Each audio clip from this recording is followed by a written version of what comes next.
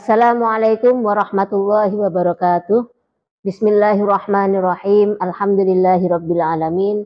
Wa bihi nasta'inu ala umurid dunya waddin wa ala alihi wa sahbihi ajmain. Rabbi shrah li sadri wa yassir li amri wahlul 'uqdatam min lisani yafqahu qawli. Amma ba'du. Alhamdulillah, puji syukur kepada Allah Subhanahu wa taala yang telah memberikan rahmat kepada kita sehingga pada bulan ini kita masih dipertemukan oleh Allah dengan bulan yang penuh berkah, dengan bulan yang syarat dengan barokah, yakni bulan Ramadan.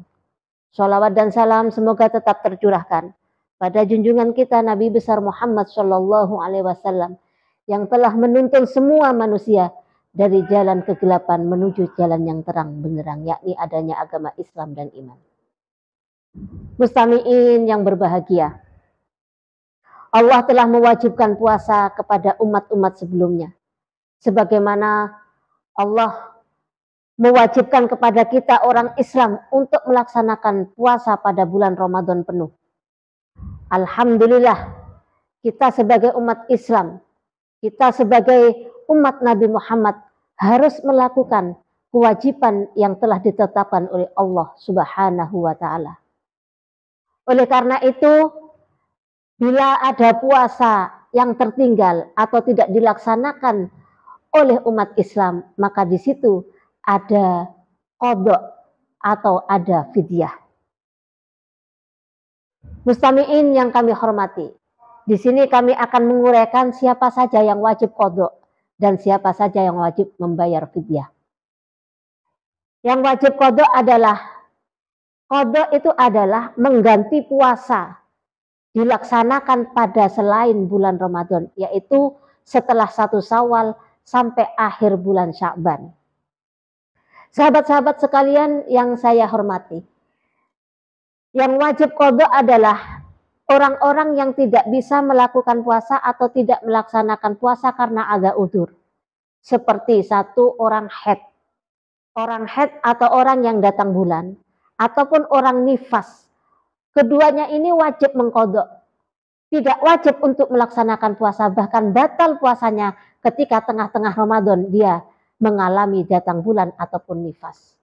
Jadi qadhanya, tidak puasanya karena ada udzur syar'i dan dia tidak wajib untuk melaksanakan puasa, tapi dia wajib mengqadha. Yang nomor 3 adalah orang yang sakit. Orang yang sakit karena kalau dia puasa, dia bertambah sakit atau bertambah parah sakitnya. Yang nomor 4 adalah musafir, yaitu orang yang berpergian boleh tidak melaksanakan puasa. Tapi ini tidak saya uraikan masalah musafir, karena nanti ada banyak keterangan musafir yang bagaimana yang diperbolehkan tidak puasa. Jadi orang yang mengqadha puasa, 1 adalah haid, 2 adalah orang yang nifas, 3 marid yaitu orang yang sakit, 4 adalah musafir. Itu wajib melaksanakan qadha dari mulai tanggal 2 Syawal sampai akhir bulan Sya'ban. Itu mengecualikan ayyamut tasyrik atau hari-hari yang tidak diperbolehkan puasa, seperti ayyamut tasyrik. Yang nomor 2 adalah wajib membayar fidyah. Apa itu fidyah? Sebelum kita melangkah ke sana, apa itu fidyah? Fidyah itu adalah tebusan. Tebusan karena dia tidak melaksanakan puasa. Dari syariat-syariat Islam ada kata-kata tebusan. Ada kata-kata tebusan itu banyak sekali. Kalau dalam masalah puasa itu fidyah. Kalau dalam masalah haji itu namanya dam. Kalau dalam masalah pembunuhan namanya diyat. Kalau dalam masalah sumpah adalah kafarah. Kita kembali lagi pada fidyah. Siapakah yang wajib membayar fidyah? Yang wajib membayar fidyah adalah al-ajuz, yaitu orang yang sangat tua renta yang tidak mampu untuk puasa. Al-ajuz.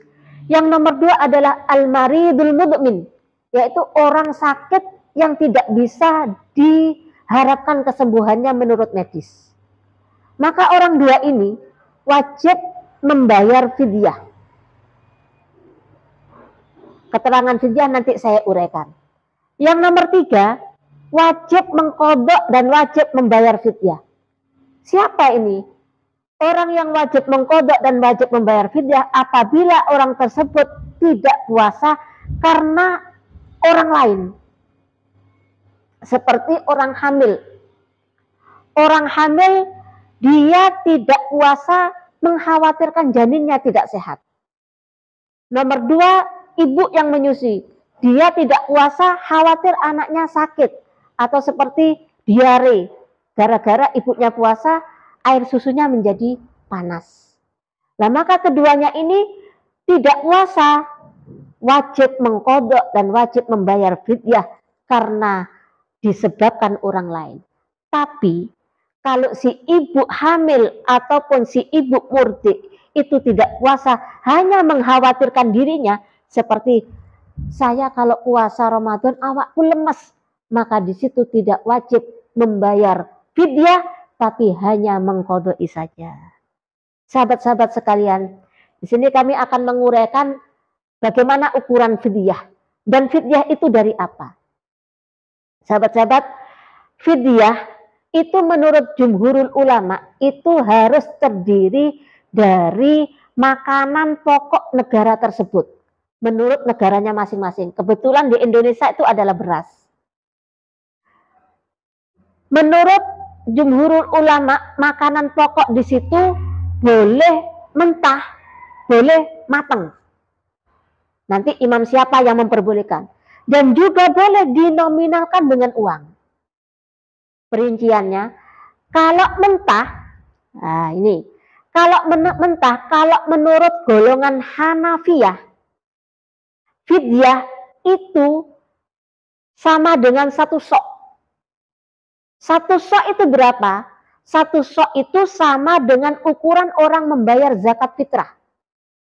Berarti di situ ada yang mengatakan 3 kilo, ada yang mengatakan 27 on, ada yang mengatakan 2,5 kilo. Nah, boleh milih. Oleh karena itu kalau milih waman tatawwa'a khairan fahuwa khairullah, lebih maka kelebihan itu akan manfaat bagi dirinya sendiri. Dianggap sedekah lah. Itu kalau beras ataupun kurma kering bagi negara lain seperti negara Arab. Kalau gandum lain lagi, bukan 1 sok tapi setengah sok. Berarti kalau setengah sok ukurannya kalau 3 kilo 1,5 kilo. Itu menurut golongan Hanafiyah. Tapi kalau menurut golongan Malikiyah dan golongan Syafi'iyah, 1 fidyah itu sama dengan 1 mud. Berapa 1 mud itu ukurannya? 1/4 dari bayar zakat fitrah. Kalau zakat fitrah tadi 3 kilo, maka 1/4-nya dibagi 4 berarti 7,5 on. Atau kalau 27 kilo, 27 kilo, 2 kilo 7 on, berarti 7 on. Kurang lebih 7 on lah. Jadi lebih sedikit dari pendapatnya Imam Hanafiyah. Jadi Imam Maliki dan Imam Syafi'i itu lebih sedikit daripada Imam Hanafiyah. Kalau menurut Imam Hambali, lain lagi. Kalau menurut Hanabilah, kalau beras itu setengah sok. Berarti kalau setengah sok, 1,5 kilo. Itu kalau beras. Kalau gandum, 1 mud, 7 on. Nah, itu dari perbedaan pendapat ulama, mulai Imam Madzhabul Arba'ah, mulai Imam Hanafi, Imam Maliki, Imam Syafi'i, dan Imam Hambali, itu lain-lain pendapatnya. Tidak menutup kemungkinan agama ditata begitu baik, ihtilaful a'immah, rahmatun lil ummah. Sahabat-sahabat sekalian, yang kami hormati. Tadi mengatakan bahwa makanan pokok boleh mentah, boleh matang. Apakah boleh? Boleh, karena berdasarkan riwayat sahabat Anas bin Malik, ketika beliau sudah tua, tidak mampu untuk puasa, beliau mengumpulkan orang-orang miskin untuk makan bersama, disajikan makan yang sudah siap untuk dimakan sebagai fidyahnya beliau yang tidak mampu untuk puasa. Juga ada riwayat Imam Ahmad bin Hambal, ketika ada orang hamil tanya, bagaimana saya ini tidak bisa puasa karena anak saya ini lemah. atau janin saya lemah, maka Imam Hambal menganjurkan gak apa-apa dengan makanan yang sudah siap untuk dimakan. Di antaranya lagi ada pendapatnya Imam Ibnu Taimiyah. Jadi dari dasar-dasar ini maka ada yang memperbolehkan fidyah dibayar dengan makanan yang sudah siap untuk dimakan.